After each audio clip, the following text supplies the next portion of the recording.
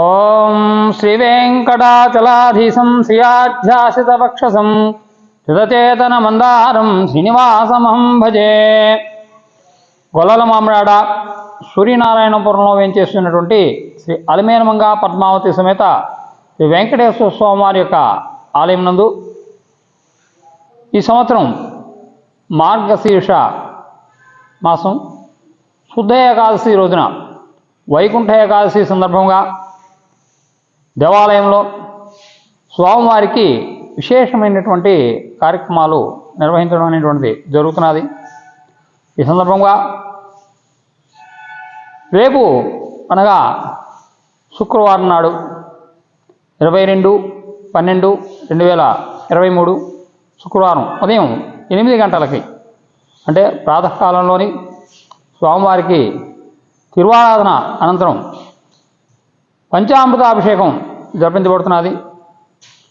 మరియు మరునాడు అంటే ఏకాదశి నాడు తెల్లవారుజామున 4 గంటలకి స్వామివారి యొక్క తిరువారాధన సేవాకాలం అనంతరం ఉదయం 5 గంటలకి స్వామివారి యొక్క ఉత్తర ద్వార దర్శనం, తదనంతరం 5:30 గంటల నుండి స్వామివారి యొక్క భక్తులకి దర్శనం కల్పించబడుతుంది.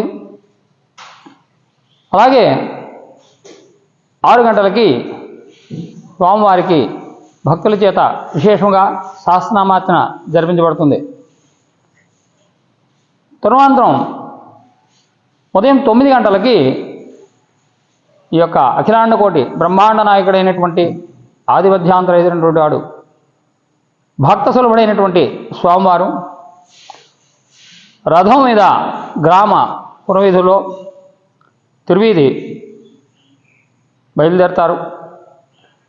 సూర్యనారాయణపురంలో ఉన్నటువంటి వెంకటేశ్వర స్వామి వారి యొక్క దేవాలయం దగ్గర నుండి సూర్యనారాయణపురం మరియు పాటిమీద గ్రామంలో 23/12/2023 శనివారం నాడు తిరువీధి ఉదయం నుండి సాయంత్రం వరకు కూడా భజంత్రీలు, మంగళ వాయిద్యములు, కోలాటములు, నృత్య ప్రదర్శనలు వీటి మధ్య అంగరంగ వైభవంగా స్వామివారి యొక్క తిరువీధి మహోత్సవం జరిపించబడుతుంది. తదనంతరం సాయంత్రం స్వామివారికి నామ సంకీర్తన కార్యక్రమం ఉంటుంది. భజన కార్యక్రమం అనేటువంటిది జరుగుతుంది. మరియు ద్వాదశి నాడు అంటే 24/12/2023 ఆదివారం ఉదయం స్వామివారి సన్నిధికి దగ్గరలో ఆలయ ప్రాంగణంలో భక్తులకి స్వామివారి యొక్క అన్నప్రసాదాన్ని అంటే సంతర్పణ కార్యక్రమం జరుగుతుంది. భక్తులు 50 మంది కూడా విచ్చేసి ఈ యొక్క స్వామివారి యొక్క అభిషేక కార్యక్రమము, అలాగే ఉత్తర ద్వార దర్శనము, విశేష పూజ అర్చనలు వీటిలో పాల్గొని ద్వాదశి నాడు స్వామివారి యొక్క అన్నప్రసాదాన్ని స్వీకరించవలసిందిగా కోరుతున్నాం.